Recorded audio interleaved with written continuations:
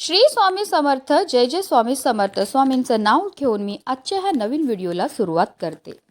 यंदा माघी गणेश जयंती 22 जानेवारी गुरुवारी येत आहे. या दिवशी गणपतीचा जन्मोत्सव साजरा होतो.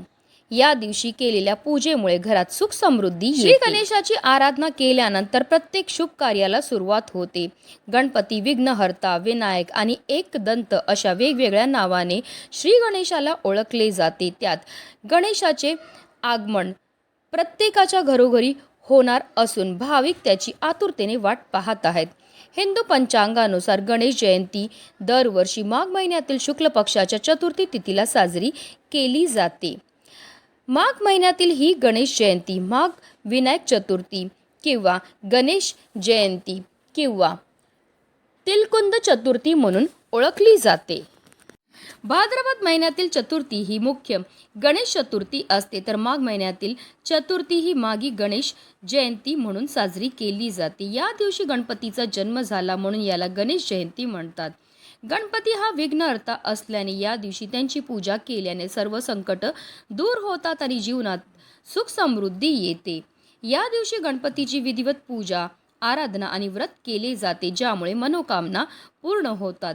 भाद्रपद चतुर्थीला मोदकाचा नैवेद्य असतो, तर माघी गणेश जयंतीला तिळाच्या लाडवाचा नैवेद्य हा गणपती बाप्पांना दाखवला जातो.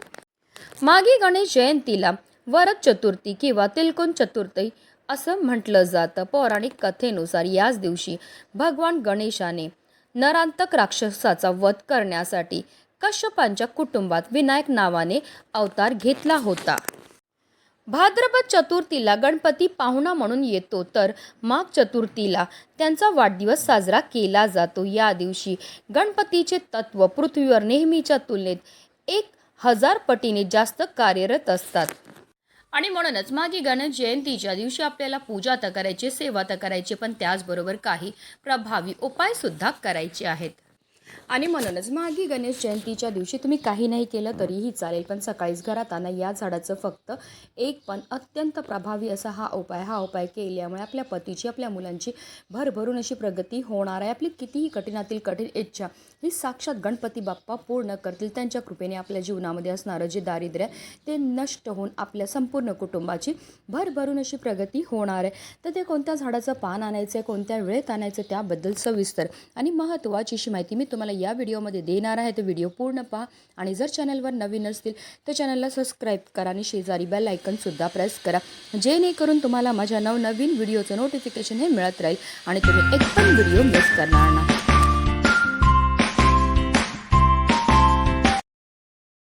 या दिवशी आपल्याला सकाळी उठून स्नान करायची आहे. अनेक घरांमध्ये या दिवशी गणपतीची मूर्ती किंवा फोटोची प्रतिष्ठापना केली जाते.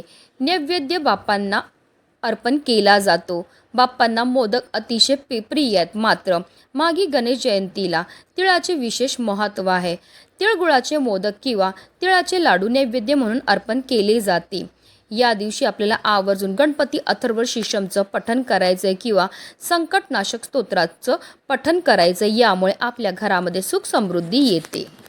भाद्रपद गणेश चतुर्थीप्रमाणे या दिवशीही चंद्र दर्शन टाळले पाहिजे. 22 जानेवारी रोजी सकाळी 10:14 पासून ते रात्री 10:04 चंद्र पाहणं वर्ज्य आहे, अशुभ मानलं जातं. ज्यामुळे असं म्हटलं जातं की व्यक्तीवर खोटा आरोप लागण्याची शक्यता असते. मध्यान्ह पूजा मुहूर्त हा सकाळी 11:29 पासून ते दुपारी 1:37 असणाऱ्या हा काळ गणपतीच्या पूजेसाठी अत्यंत शुभ मानला जातो. कारण गणेशाचा जन्म मध्यान्ह काळी झाला होता असे शास्त्रात सांगितले आहे. म्हणून आपल्याला सुद्धा आवर्जून याच वेळेत गणपती बाप्पांची पूजा ही करायची आहे. गणेश जयंतीनिमित्त रवी योग सकाळी 7:14 सुरू होणार आहे आणि दुपारी 2:27 हा योग राहील. हा एक शुभ योग आहे जो सर्व नकारात्मक प्रभावांना दूर करतो. या दिवशी भद्रा दुपारी सुरू होणार आहे. यावेळी भद्रा पृथ्वीवर असणार आहे, त्यामुळे भद्र कालात कोणतेही शुभ कार्य केले जाणार नाही. गणेश जयंतीला भद्रा दुपारी 2:20 सुरू होईल आणि 23 जानेवारी रोजी पहाटे 2:38 चालेल. जास्वंदीचं लाल फूल म्हटलं की आपल्या डोळ्यासमोर सर्वप्रथम येतात ते म्हणजे आपले लाडके गणपती बाप्पा, कारण गणपती बाप्पांना हे फूल अतिशय प्रिय आहे. जास्वंदीचं फूल पवित्रतेचे आणि आध्यात्मिक शक्तीचे प्रतीक मानले जाते. विशेषतः लाल जास्वंदी हे गणपती बाप्पाच्या शक्ती, उत्साह आणि तेजाचे प्रतीक म्हणून पूजेमध्ये महत्त्वाचे मानले जाते.